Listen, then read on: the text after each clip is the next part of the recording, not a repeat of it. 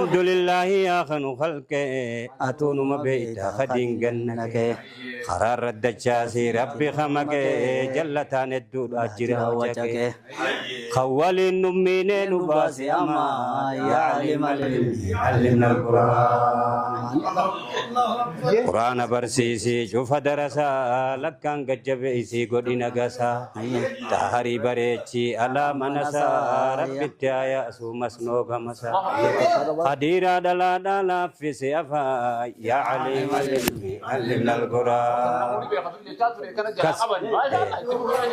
قديرا دلا دا قدي فتنا دربي رافقي إيسي شوف فتنا بوتم منجول بدين فتنا أنا الدانم في الدانم في لنا حروف قرانا قدي في بيا يا عالم العلم علمنا القرآن خوتا قرانان جائسنو خددني ديفنا نتندركنو بروساني فينا نتنجبنو نبيكم سخينيان اتنيربنو خنو دد بيخي سنجرتو نجا يا عالم العلم علمنا القرآن حجاب قلبي في قر الرابني كل وان جباتي سمان غياني يا دواهن دراسين فيني وان بربادن انداسين اركتني دوا وهيوتو تاهي مقا يا عالم العلم علمنا القرآن وهم انجينو نران هنكسو دچينو جتيني خسن قلبسو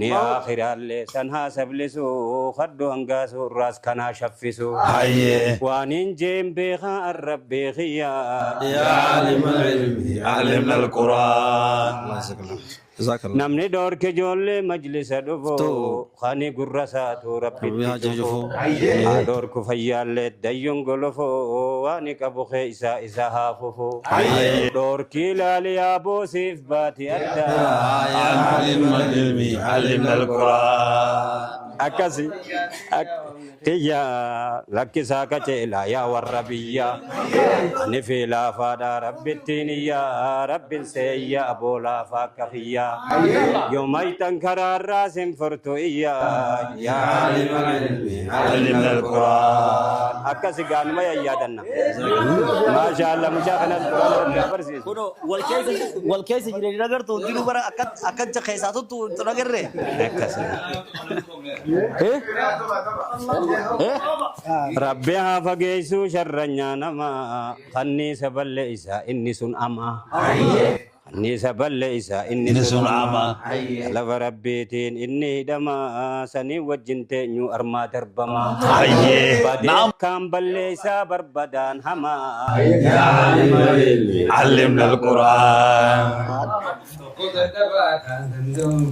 ani dadabada dandayan suma watakkan qaceltu dandayuma rabbinu mijjeisi abri kulluma ya dawa qalbi da dikishulluma sumatti way wada khosum adawa ya عالم العلم علمنا القرآن akasiga جزاك الله خيرا يا دردو شيخ نجلا بجي عبد الغفور بشيخ احمد عبد العزيز كان خيزه اطلاع awakala yettegeza nama hunda itti ababe bar wan namti abamne asuman daawwatto tan manama hundaati ni yaada tanam abbootiin teenya durirraa gaafa ijoollummaarraa akkasitti as dhufanii waan islaamummaa tana nama bareechu du'aayii waan adda addaa tolchan isinin jecha hadara nama wanni kanaa bira jirtu tatanarra bareedduudha bira jirtu hedduu jira kan nuti waan qabne akka eeruu nuu kannatan akka isaan bira dheenu akka asbaabnu isinin jecha Sheekh Muhammad Sani naa jaabisan kun yeroodha dubbatu ijoollee isin fakkaata ammoo laakiin umriinsa walillaaleen gaaf tokko hojii deemne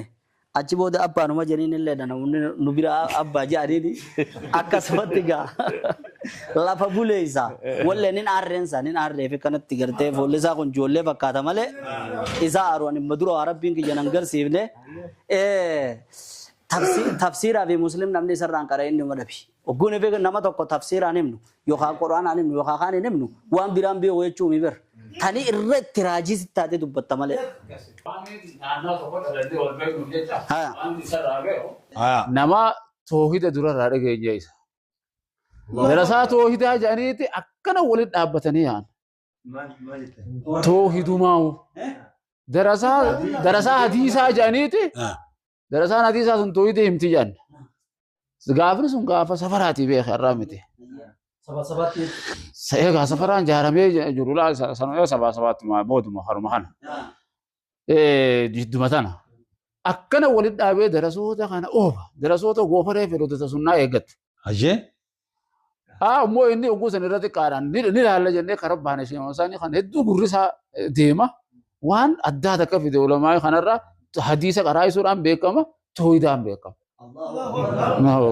Kanarratti isa beekan akka duraatii miti. Saniifuu nama buleessa durirraa qaraayisaa ture.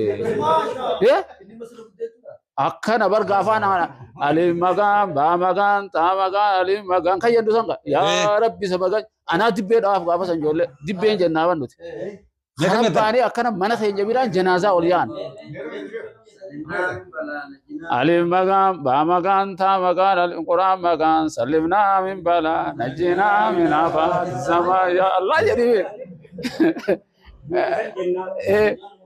Gaafa sanya akkasitti jennaa bire karaa baanee laalla akkana darasaa toohidaa jedhani ani wanni itti toohida kana beekuuf sheekha keenya tokkotu olluma isaaniiti soddaa keenya illee xiqqishoo hidhata sheekha tokko kamullu kana sheekha nuur jedhanii jira walitti hidhata qaba waan san hedduu haasawama garuu faallaa isaatti sheekha toohidaa kana haasawama.